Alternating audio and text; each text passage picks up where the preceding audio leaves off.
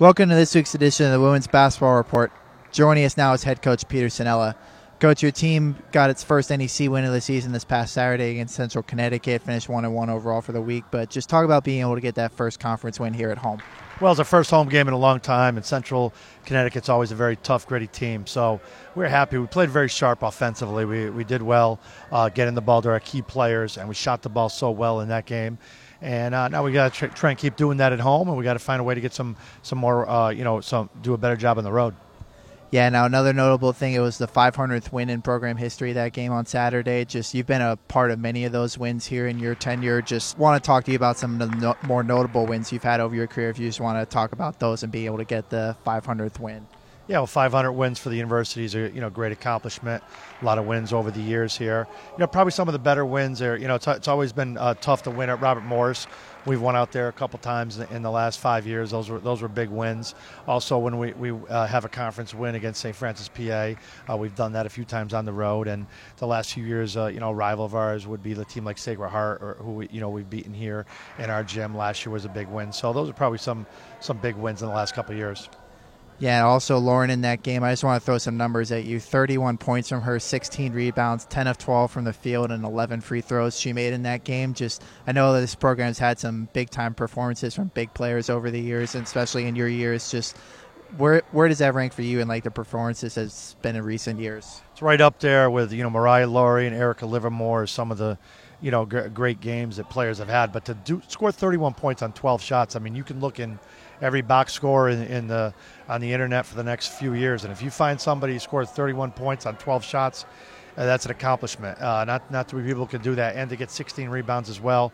So it was a great game for her, efficiency-wise, and just but really, the key play of the game was a tie ball game with under 2 minutes to go, and she gets a defensive rebound and throws an outlet to Natalie Zamora, and that outlet directly led to Natalie's layup, which gave us the lead for good. Yeah, you brought up Natalie. She and Lauren were both named prime performers from the NEC this past week. Natalie scored in double figures at both the games against Central and at Wagner, and she finished with 20 points at Wagner and made 5 threes. It seemed like she couldn't miss from three for a while in that game. Well, she's played well all year. Now she's really shooting the ball well. At the beginning of the year, she was doing a lot of things, such as very good assist-to-turnover rate, leading the league in steals, and being one of our better rebounders. And now she's really, pumping in the points, too. So that's important for her to hit the threes and shoot those pull-ups and get those fast break layups she's been getting. Yeah, now this week you start off going on one more time on the road out to LIU Brooklyn, and then you get to return home on Monday to face Mount St. Mary's. Just talk about those two teams and what you're looking forward to in those games. Well, LIU has some very high-end players. They got a post player who many FDU fans would know, Brianna Thomas' sister. Brandy Thomas has done a great job as a freshman, and Jada Johnson is a great shooter, scorer on the wing. So those two players are very good, probably two of the top 12, 15 players in the league. So we know it's going to be a challenge, and we did play well there the last couple of years. So we're hoping to have a good day at LIU. Mount St. Mary's, very high talented team. Probably had the best out-of-conference season of any of our teams in our conference, and they really have a very good all-around starting lineup. Yeah, and on Monday's game also, it starts a long homestand for you guys. You've been on the road, like you mentioned, for quite a while. Just you see yourself making a run during that stretch, especially getting it home? Well, we've been very good at home. We're 4-2 at home. So we got to make a run right now. We've been on the road a lot this year, but with a 4-2 home record, we got to try and find a way to keep that going and win 2 out of 3, 3 out of 4 at home. All right, thank you for your time this week, Coach. Thank you. Joining us now in the Women's Basketball Report is senior guard Natalie Zamora. Natalie, you scored in double figures in both the games this past week, going for 15 against Central Connecticut and then a career-high 20 in the game at Wagner. Just talk about what's been working for you recently out on the court.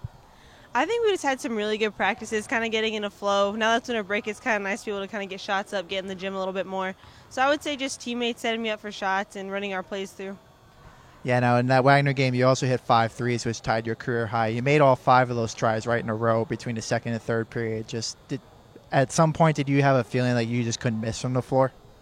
It was just kind of playing, getting a feel for the game, and I know we were on a couple sets, and Michaela hit me for a nice pass, and I think it was just kind of they were all pretty good looks, so it was kind of all revolved around our offense, so I think that was kind of what got me going.